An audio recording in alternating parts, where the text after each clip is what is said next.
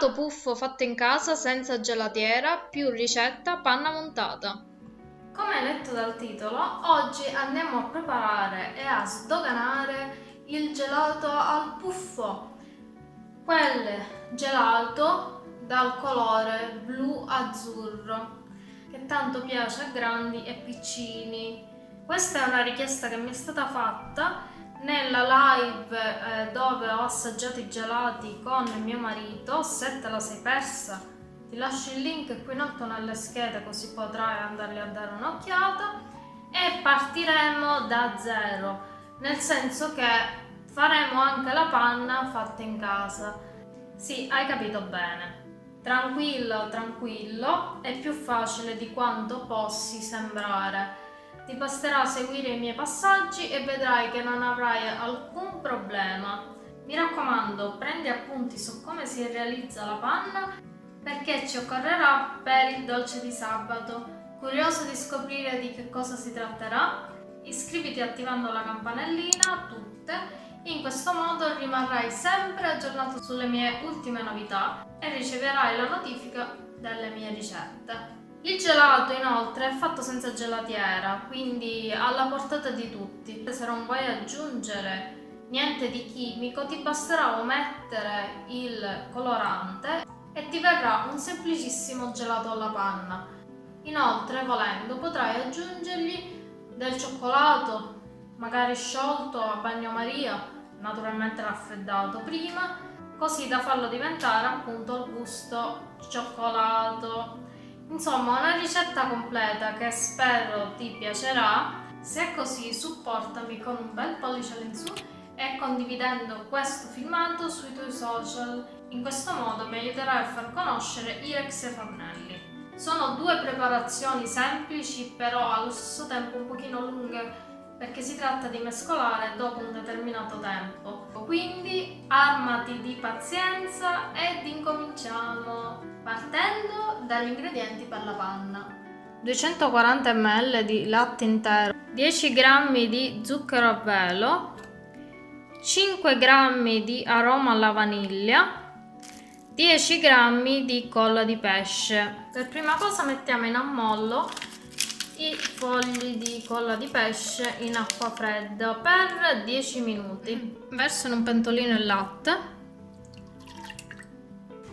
accendo il fuoco basso, mi raccomando, e con la frusta mescolo continuamente fino a che sul bordo non spunteranno delle bollicine, cioè fino a quando il latte non comincerà a bollire. Ok, il latte sta bollendo, strizzo la colla di pesce, scusa per il rumore, un pochino viscido, non tanto, e l'aggiungo al latte, continuando sempre a mescolare. Aggiungo anche i 2 cucchiaini di zucchero a velo, 1 e 2, e l'aroma alla vaniglia. Adesso questo lo trasferiamo in frigorifero ed ogni 10-20 minuti per 2 ore mescoliamo. In questo modo verrà la panna. Dopo un'ora e mezza, quindi non 2 ore, anche prima quindi, di quello che ho detto poc'anzi, proprio è venuta la panna montata. Non stava addensando, quindi io cosa ho fatto? Una volta, solamente una volta per 10 minuti, ho messo il pentolino all'interno del freezer, non di più. Sembrava impazzita, invece no, è venuta perfetta, panna montata, né più né meno. Fatta questa, passiamo a vedere gli ingredienti che ci occorrono per il gelato. 250 ml di latte intero, 250 ml di panna fatta in casa oppure comprata. Io ti consiglio di farla in casa perché quella comprata ha milioni di schifezze, tra cui l'olio di palma, quindi io non la compro mai. Un cucchiaino di miele, 100 g di zucchero di canno o a velo, volendo, un cucchiaino di estratto di vaniglia e un cucchiaino di colorante blu. Questa volta dobbiamo versare il latte con lo zucchero. Mescoliamo con la frusta, la fiamma deve essere bassa e aspettiamo che si riscaldi. Il latte è caldo, quindi adesso spegniamo il fuoco e lo lasciamo raffreddare a temperatura ambiente. Il colore giallognolo è dovuto allo zucchero di canna, se metterai lo zucchero a velo sarà bianco, e lo andiamo a versare semplicemente in un contenitore di plastica insieme alla panna, al cucchiaino di miele, all'aroma alla vaniglia. Diamo una mescolata. Ed in ultimo non è un gelato puffo senza il colorante blu. Ed abbiamo fatto. Ora lo mettiamo in freezer ed ogni mezz'ora per 2 ore lo mescoliamo per evitare che si formi il ghiaccio e che si indurisca troppo.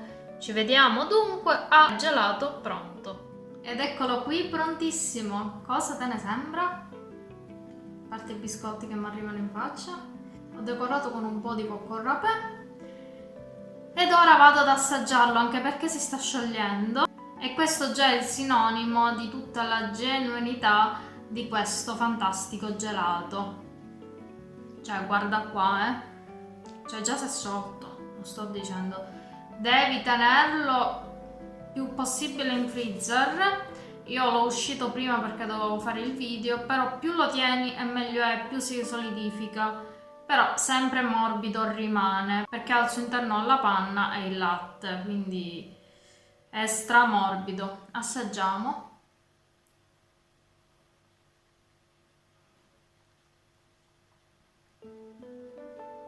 Buono, buonissimo, strafresco, giusto di zucchero, fantastico.